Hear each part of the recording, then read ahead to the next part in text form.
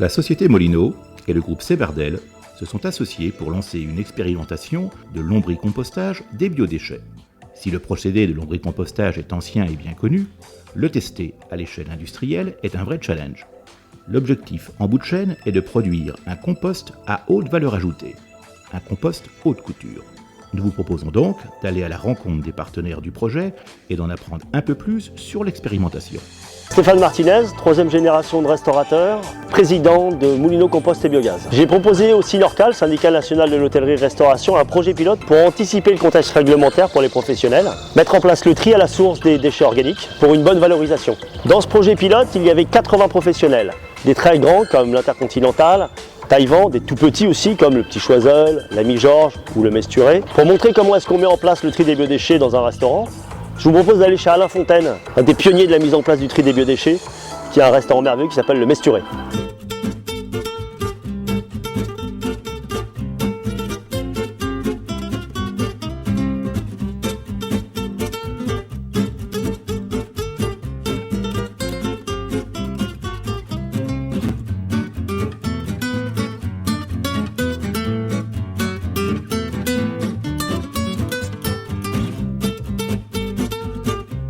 Alors, vous êtes ici au restaurant Le Mesturet, dans le 2e à Paris, où nous utilisons effectivement le process des biodéchets. C'est-à-dire qu'ici, nous avons depuis maintenant plus d'1 an, presque 2 ans, décidé avec la société Molino de collecter les biodéchets, que ce soit ceux de notre production ou ceux de nos clients d'ailleurs, pour les mettre dans des poubelles dédiées à cette collecte.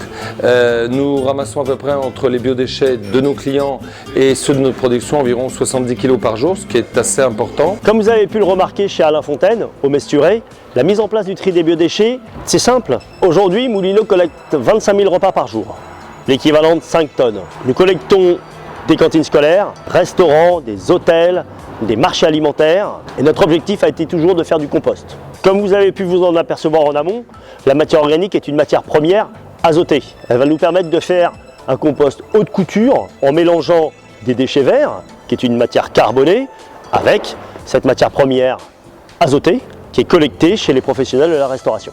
Aujourd'hui, nos déchets organiques partent en méthanisation. Nous avons toujours rêvé de remettre ces déchets organiques dans les sols. Pour les biodéchets, Molino et Semardel ont donc fait appel à Green Creative, une entreprise innovante qui conçoit et développe des outils de valorisation des déchets. C'est le FlexiDry qui va être utilisé pour l'expérimentation.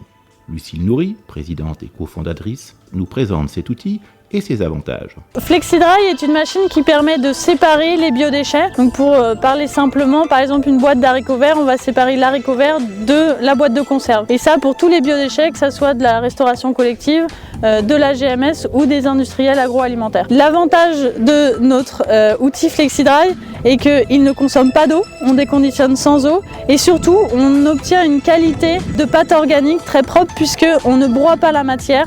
Et donc on n'obtient pas de petits morceaux d'emballage, que ce soit des métaux ou des plastiques, dans la solution. Et puis notre outil apporte une flexibilité au niveau des aménagements. Aujourd'hui on travaille avec des agriculteurs, avec des solutions plus simples, et puis avec des grands groupes de prestataires de déchets qui ont des solutions plus complexes pour vraiment traiter des tonnages assez importants, proches de 7-10 000 tonnes par an.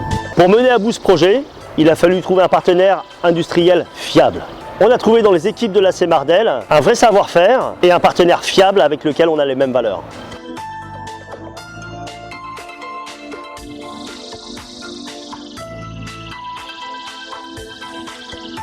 Alors, je suis Olivier Fauzan, je suis directeur général adjoint de Semavert. Nous nous trouvons sur la plateforme de compostage des déchets végétaux de Vers-le-Grand. Cette plateforme aujourd'hui accueille 40 000 tonnes de déchets végétaux de toutes sortes, depuis du branchage jusqu'à de la pelouse, et produit en sortie 15 000 tonnes de compost, qui est un compost de belle qualité, qui est conforme à la norme NFU 44051 et surtout qui est labellisé EcoCert.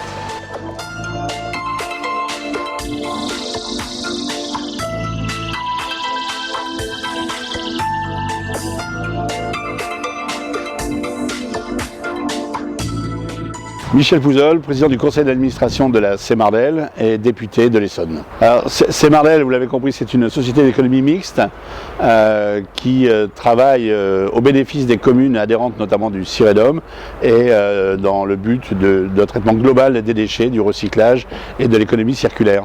L'intérêt de cette expérimentation avec le groupe Moulineau, c'est de pouvoir tester en taille réelle et de manière industrielle, et ça va nous permettre de voir la pertinence de cette solution, le résultat efficace et la manière dont on peut le développer par la suite. Donc c'est une chance pour nous, je pense que c'est une chance aussi pour la société Moulineau, c'est un intérêt commun, ça s'inscrit totalement dans un des objectifs de la COP21, qui est un objectif majeur pour le pays mais aussi pour l'international. Un des points extrêmement intéressants pour nous de cette expérimentation, c'est aussi qu'elle est extrêmement innovante, puisque c'est un nouveau process qui va permettre d'avoir une qualité de produit qu'on n'avait pas atteint jusqu'à présent, et nous voulons le vérifier de manière industrielle, parce que ça c'est le but fondamental, c'est que nous puissions innover dans le sens d'une réalité économique qui est celle donc du traitement des déchets pour l'ensemble des collectivités.